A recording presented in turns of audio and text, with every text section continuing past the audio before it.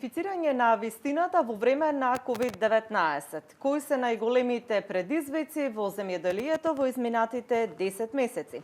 На оваа тема разговараме со мојот гостин во студиото, господинот Ристо Вилков од Сојузот на земјоделски синдикат, односно на земјоделските производители. Добре дојдовте, господине Вилков, и на самиот почеток еве да кажеме како се справуваат изминативе месеци земјоделците од овој регион. Па најнапред благодарам на поканата за учество во оваа дебата. Па како секој мораме да признаеме овие 10 месеци како во севкупното стопанство пандемијата најде на негативности и кај самиот земјоделски сектор. Негативности повеќе имаше, мислам, при начинот каде и како да се пласираат земјоделските производи, отколку во сферата на самото производство.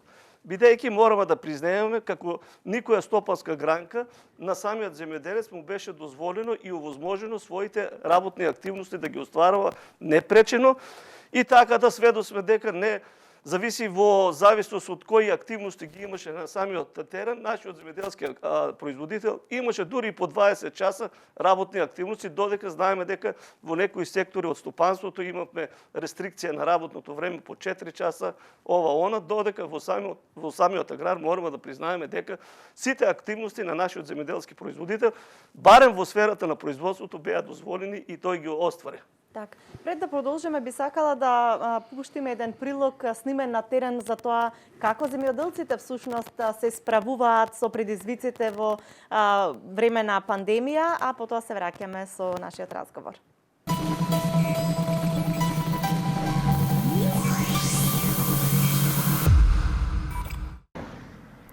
Пандемијата со вирусот COVID-19 го погоди и агросекторот, не толку кај производството, туку кај пласманот. Иако опасниот вирус се ширеше и секојдневно се регистрираа зголемени бројки на позитивни и се воведуваа забрани за движење, полициски часови, земјоделците од Струмичко не се откажа од своите ниви, пластеници, овоштарници. Кажаат тогаш дека мора да се работи. Не паметам, јас сум 63 години. Такво време не памтам како сегашно е. И мало, криза е мало за работа, разбираш. Има високи цени, ниски цени, али како сегашно не може се движиме, нема слободација, се сме под стресова, под мисли и така. Ама мора да работи. Мора да работиме. Јас се вајле вртеме, сокаме се, мислиме, мора да дојдеме пуштиш вода. Пласманот на зелката најави дека работите нема да одат како што планираа земјоделците. Се потешко се реализираше извозот, сите европски држави воведоа рестрикции. Состојбите се менуваа од ден на ден, кажаа тогаш трговците. Генерално е закочено насекаде или се зима и сите зимаат со многу големо внимание, да не заглават, да не земе повеќе, да не му остане и оти така се стварат и загуби. И сега како ќе се одвива на таму ситуацијата и ние не знаеме. Не знам што да кажам нешто конкретно, бидејќи не знам новиот ден што ќе донесе.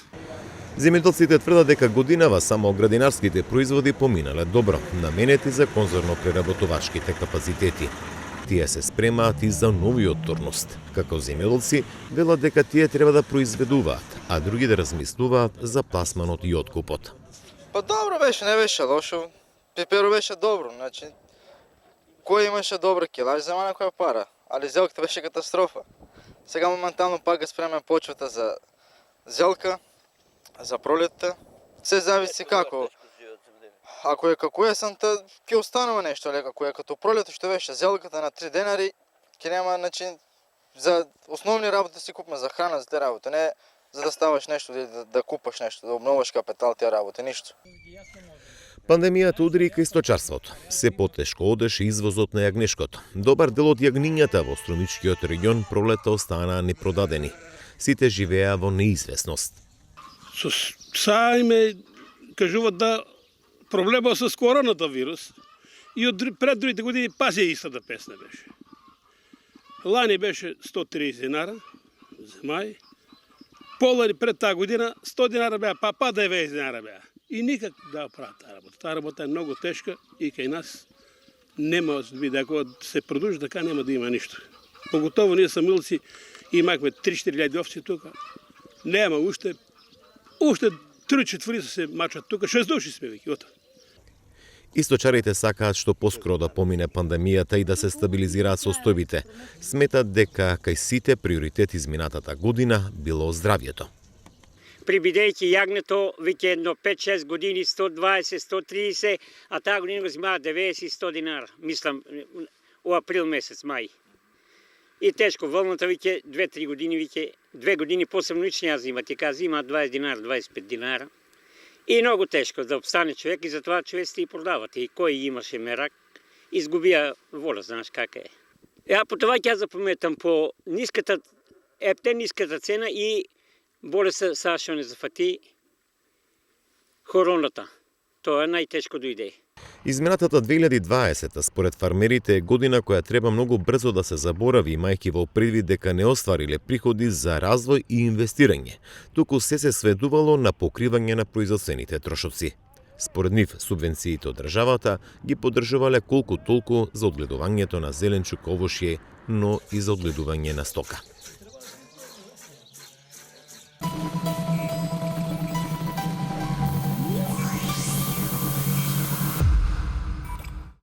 Тоа беа изјавите на нашите сограѓани кои што се занимаваат со земјоделство. Меѓутоа, јас би сакала да ве прашам дали се случија проблеми во однос на групирањето на поле, дали имаше такви случаи заради тоа што беше забрането да се групираат повеќе од 10 луѓе, а ние имаме дејности во кои што е потребен голем број на работници, наем на работници.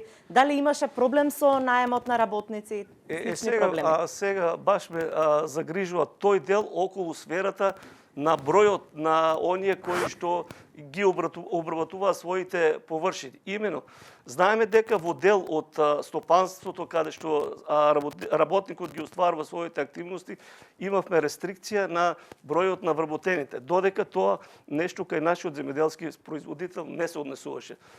И баш, за жал, не знам сега која е статистиката, според бројот на заболени или заразени од оваа пандемија, колков е процентот со оние што се занимавале или се занимаваат со земјоделска дејност. Мислам оти тоа е неминовно да се знае, бидејќи, пак ќе кажем, ако од една страна нашиот земјоделски производител му беше возможено да ги врши своите активности, од друга страна не знаеме ние како и на кој начин и дали ќе биде заштитен. Додека во еден дел од активностите, оние земјоделски производители кои што имаат, да речеме, пластеници на поголеми површини покриени или тие што работат на отворено, мислам дека ризикот спрема сите најави како се шири пандемијата, да дојде до зараза кај тие земјоделски производители е послаба, додека сведоци дека дел од земјоделските производители кои што своите активности ги остваруваат во тунели, ја знаеме колку е површината, поготово кога станува збор во тој тунел да има поголем број на земјоделци кои што ја остваруваат својата активност, мислам дека баш би сакал, еве, како представник на земјоделските производители, да излезе некоја статистика од бројот на сите оние заболени и заразени од пандемијата, колкав е процентот на оние кои што се занимавале со земјоделска активност. Мислам дека е неминовно да излезе, затоа што еве веќе ги започна веќе своите активности нашиот земјоделски производител, дали да биде градинар, дали овоштар, дали сточар, мислам дека земјоделието во текот на целата година така е, немаме информации дали се појави кластер во земјоделието како што се случи во текстилниот сектор. Да. Господине Велков, дали имаше намалување или зголемување на цените на репроматеријалите и на суровините потребни на семенските материјали во време на пандемија? Влијаеше ли села оваа ситуација, економската криза која што се појавува? Што се однесува на висината на цената кој што нашиот земјоделски производител ја даваше за набавка на своите репроматеријали, дали станува за семенски материјали или за други ѓубрива или некои фунгициди кои што му се потребни во текот на целата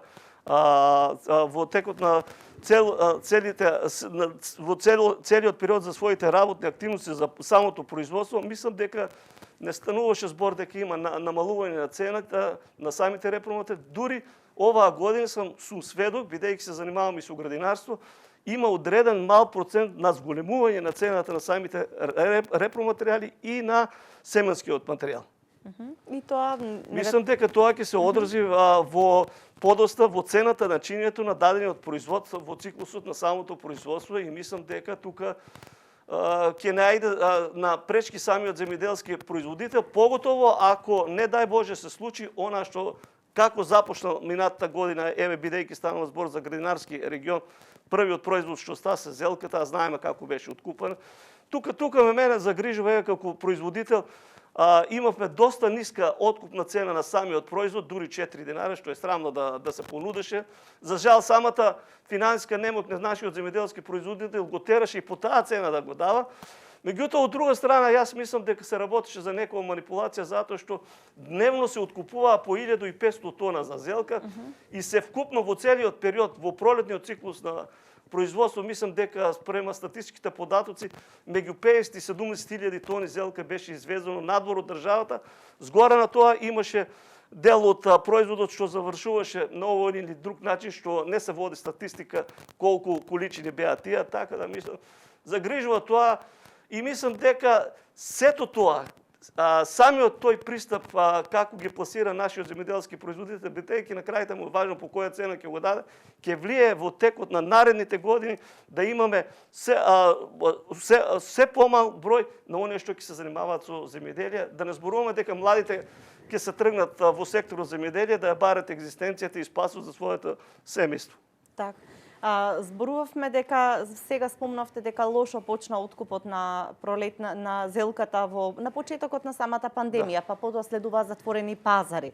Имаше проблеми и во откупот. Какви беа цените на откупните цени на земјоделските производи во првата пролетната реколта и во вторите култури есента? Прво да задржиме на она во првиот дел на прашањето, мислам дека ние немавме никакви проблеми со транспорт. Транспортот се вршеше слободно, немавме никакви манипулации на границите. Сметате дека кај откупувачите се случи? Мислам дека најголемата вина, сега не знам они по која цена го пласираат тој производ, но за среќа, еве да речеме, бидејќи станува збор за градинарски регион, во подечносниот циклус на производство, кога стасаа другите производи, да речеме доматот, краставицата, имавме добри цени, дури за разлика од некои години многу подобри. Имавме за среќа прв пат еден организиран откуп на оние производи што беа за индустријското производство. Пред стануваше збор за корнишонот и индустријската пиперка, така да тука не може нашиот земјоделски производител да каже дека беше лошо и мислам дека влијае едно позитивна клима да и во овој циклус, вториот циклус на производство, да се насадат овие култури, бидејќи имаат добар пласман на пазарот. Мислам дека во секој сектор имаше некои осцилации на дадени култури, на дадени производи, да има ниски и добри цени. Еве да речеме да го земеме и во штарството. Мислам дека вишната и сливата ова година има катастрофално откупни цени, додека јаболката беше добра, праската беше добра.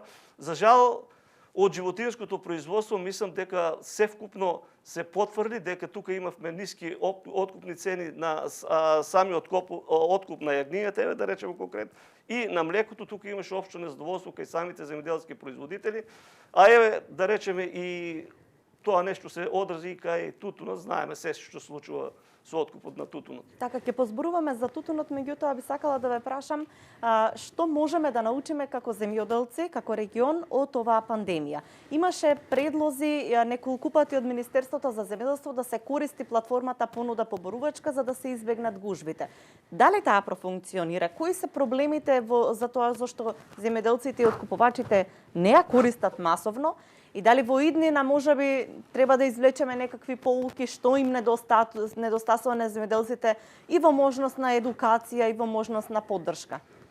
За жал ќе почнеме дека од она, јас барам според мене, од она основното мислам дека имаме се помалку средби од онаа страна, а тоа е представниците на Министерството за земјоделие, средби со нашите земјоделски производители. Дури сме сведоци да низа законски регулативи, без одобрение или без да ги разгледа нашиот земјоделски производител, иако тие се наменети за него, тој треба да ги применува, се носат без никакво сознание нашиот земјоделски производител, така да еден апел до Министерството за земјоделие и до било која влада, да кажем било кое министерство, кога се носат вакви одлуки, неминовно е да бидат разгледувани кај самите земјоделски производители.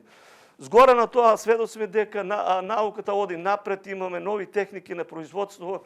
Неминовно е да се организираат почести средби со самите земјоделски производители за да им се укаже на сето тоа што го бара тој начин на производство. Така да мислам дека кога ќе почне да функционира таа алка на соработка Министерство за земјоделие, згоре на тоа и науката мора да биде уклучена и самите земјоделски производители, мислам дека ќе дојде резултат и на самиот начин на производство, до квалитетот на производство, до типот на која гранка ќе се ориентира нашиот земјоделски производител, а после тоа, ако биде сето тоа организирано, мислам дека ќе нема никаков проблем за пласман на тие земјоделски производи. Спомнавте дека треба почеста комуникација. Сметате ли дека можеби платформата не се користеше заради недоволно познавање на самата алатка од земјоделците или пак едноставно тие не беа заинтересирани да ја користат? Добро, бидејќи пандемијата си го направи своето, знаеме дека беше забрането групирање на повеќе како граѓани, исто така тоа се однесува се за земјоделските производители, меѓутоа тоа не е само оваа година, тој период, да речеме, од кога се појави пандемијата, веќе сведоци сме 30-на година, дека нашето земјоделско производство, мораме да признаеме, стихијно, секој произведува што сака, колку може, така да мислам дека време е да почне да се влезе во еден организиран циклус на самото производство, дали станува за растително или за животинско производство, и мислам дека ако се пристапи на тој правилен начин, мислам дека нема никакви пречки и во самото земјоделско производство, а ако имаме успех на сето тоа што го бара самото производство, мислам дека дури младината тогаш, младиот земјоделски производител ќе се врати и својата екзистенција ќе ја бара во земјоделското производство. Како да ги мотивираме младите? Дали сметате дека таа поддршка што се дава за млади земјоделци не стигнува до заинтересираните? Дали им треба поддршка и во процесот на аплицирање?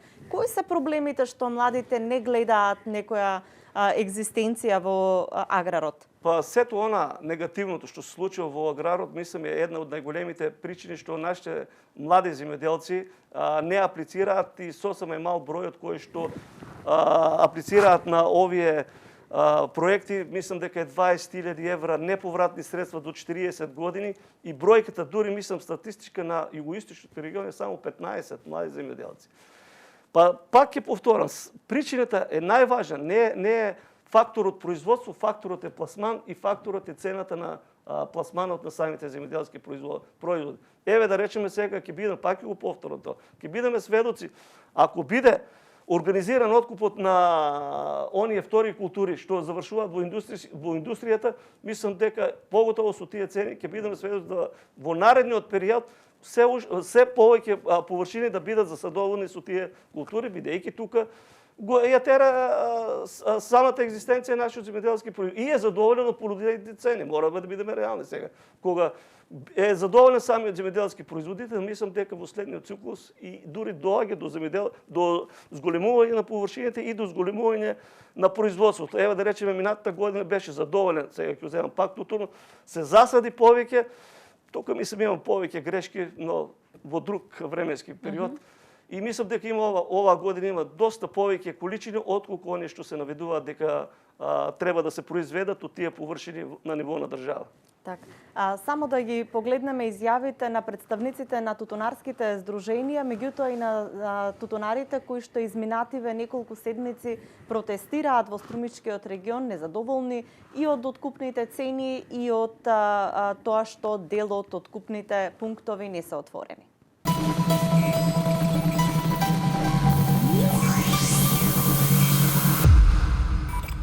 Јас уште на почетокот, кога се склучуваа договорот, јас им напоменав дека треба да се придржуваат према договорениот тутун и имав сознање, бидејќи јас склучував со една фирма договор, за една фирма договор, тие ни рекоа толку колку што ни треба, толку ќе откупиме. Значи од почетокот беа обавестени тутунарите, но сепак кај нас имаме една ова година добро помена, дај да засадам плюс декар 2 и сега се појавуваат и тие вишеток. Нема вишеток, всушност тој тутун што не е договорен излегува сега на ведилина кој што државата вети дека ќе ги откупи од 15 февруар, веќе ќе се откупуваат сите вишеток на тутун што го нарекуваме. Тоа по мои сознања кажано дека тутунски комбинат Прилеп ќе ги откупува, но тука спаѓаат и тие како што спомнавте Далија табак. Та не може да обезбеди покритие, мислам не може банкарско покритие и не можеше да почне да откупува. А кај Далија имаме околу 100 до 200 договораши кои што имаат 300 до 400 тони тутун се откупуваше, но оваа година луѓето се оставени така на милост и немилост.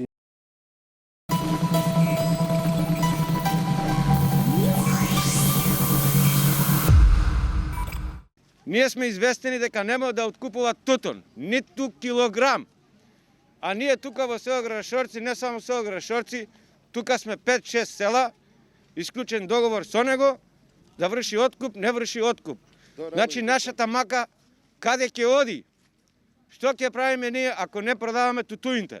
Ние ако не продаваме тутуните, значи немаме давачки на државата, нула давачки. Сите име давачки.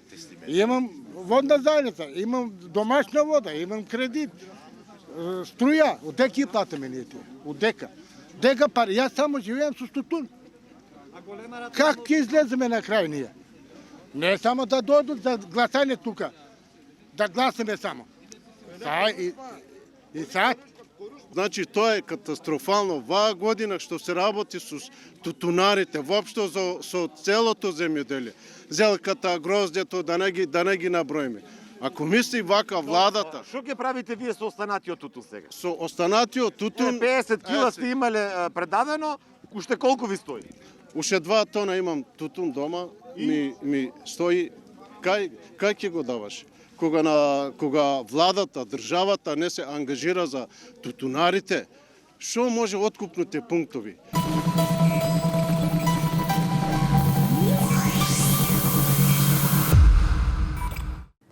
Господине Велков, спомнавте дека имаме годинава поголема можеби продукција на тутун во споредба со минатата година.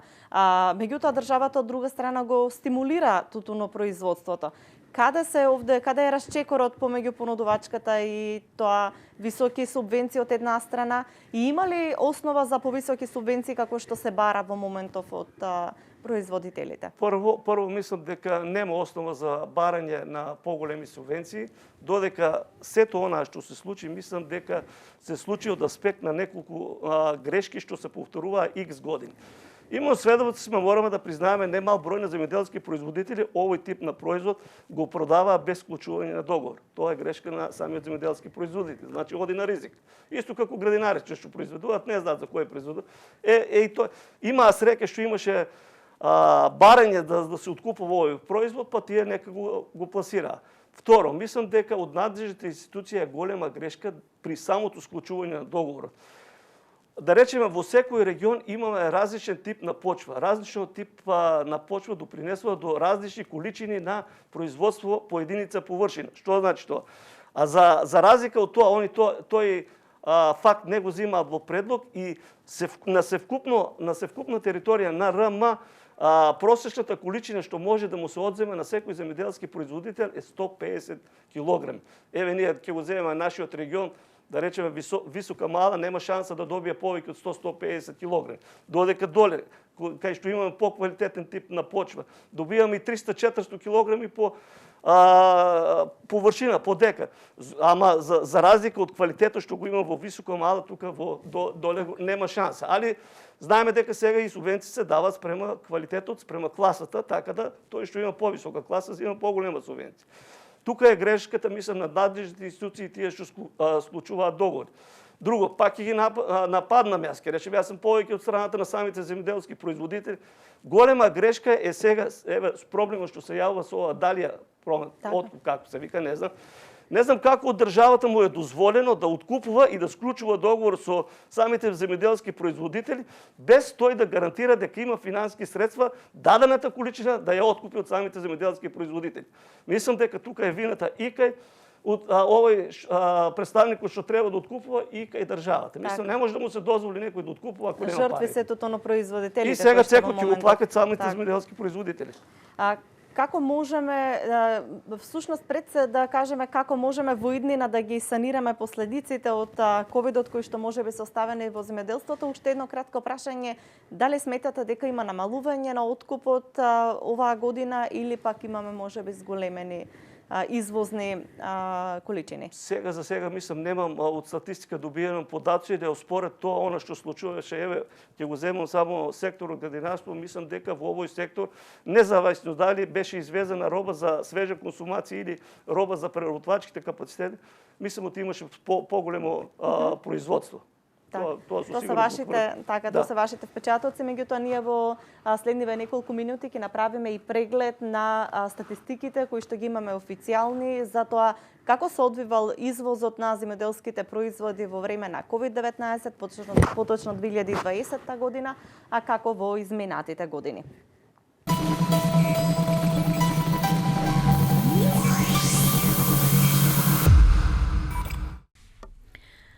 Според претходните податоци на Државниот завод за статистика, вкупната вредност на извозот на стоки од Република Северна Македонија во периодот јануари-ноември 2020 година изнесува 322 милијарди 706 милиони и 639 илјади динари и бележи пат од 11,3% во однос на истиот период од претходната година. Вредноста на увезената стока во периодот јануари-ноември 2020 година изнесува 419 милијарди 453 милиони и 465 илјади динари, што е за 10,9% помалку во споредба со истиот период од претходната година. Трговскиот дефицит во периодот јануари-ноември 2020 година изнесува 96 милијарди 746 милиони и 826 илјади динари. Покриеноста на увозот со извоз во периодот јануари-ноември 2020 година изнесува 76,9%. Македонските компании извезле храна во првите 6 месеци годинава во вредност од 164 милиони евра, што е за 7,3% или 13 милиони евра помалку во споредба со првата половина од 2019 година. Во истиот период во земјава била увезена храна во вредност од 331 милион евра или за 4,9% повеќе во споредба со лани. Со тоа трговскиот дефицит во трговијата со храна со светот во овој период достигна 166 милиони евра и е за 20% или за над 28 милиони евра поголем во споредба со првата половина од 2019 година. Во првите 6 месеци е извезено овошје во вредност од 19 милиони евра и е за 25% поголем во споредба со 2019 година. Од нив најголем дел или околу 13,3 милиони евра отпаѓа на јаболките, чиј извоз бил поголем за 28%, главно заради извозот во Русија. Извозот на зеленчук во првите 6 месеци од 2020 година изнесувал 28,8 милиони евра за 31% помалку во споредба со истиот период во 2019 кога бил извезен зеленчук во вредност од 41,7 милиони евра. Најголем дел отпаѓа на извозот на зелка кој во првата половина на 2020 бележи пат од 42,5%. Имено, во периодот јануари-јуни била извезена зелка во вредност од 12,9 милиони евра, во споредба со извозот од 22,5 милиони евра во 2019 година. Намалување на извозот од 15% до 20% има и кај свежите домати, кромидот, краставиците и пиперките.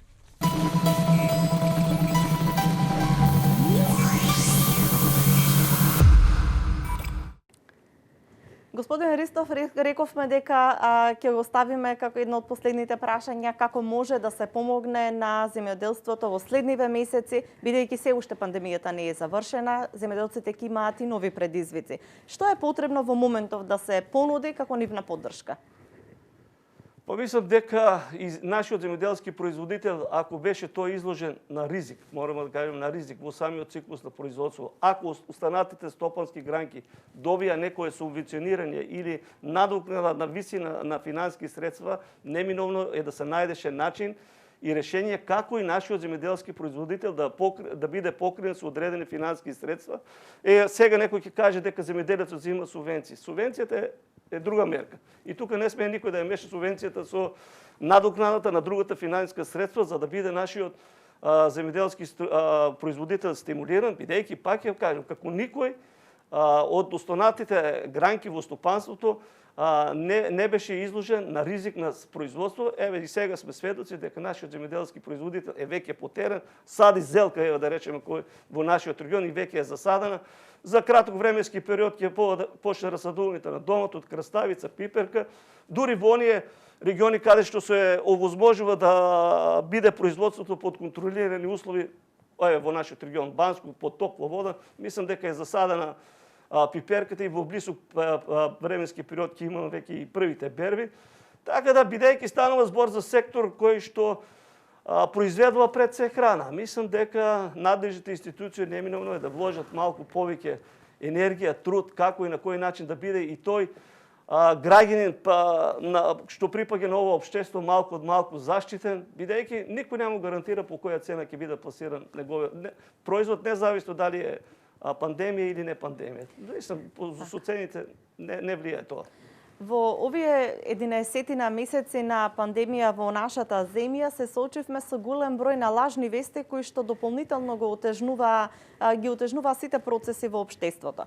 Дали забележавте и кои беа најчестите лаги поврзани со земјоделскиот сектор? Се соочуваа ли земјоделците со лажните вести? Како влијаја на нив? Мислам барем што се однесува, ако мислите начин како остварување на своите активности нашиот земјоделски производител да биде поизложен или зафатен од пандемијата, мислам дека овие мерки не наидува на добар глас кај земјоделците, тие секогаш отворени. Еве пак ќе кажам, сведоци сме дека дел од земјоделските производители дури по 20 часа има работни активности за да можат да ги стасат тие што се потребни за да дојде до производ. Така да мислам дека тука лажните вести не влијае многу врз земјоделците. Немаше, да. Ви благодарам многу за разговорот, за учеството во оваа емисија. Вам, почитувани гледачи, ви благодариме за вниманието со кое што не следевте и за времето што го одвоивте да зборуваме за влијанието на COVID-19 врз аграрот во нашава земја.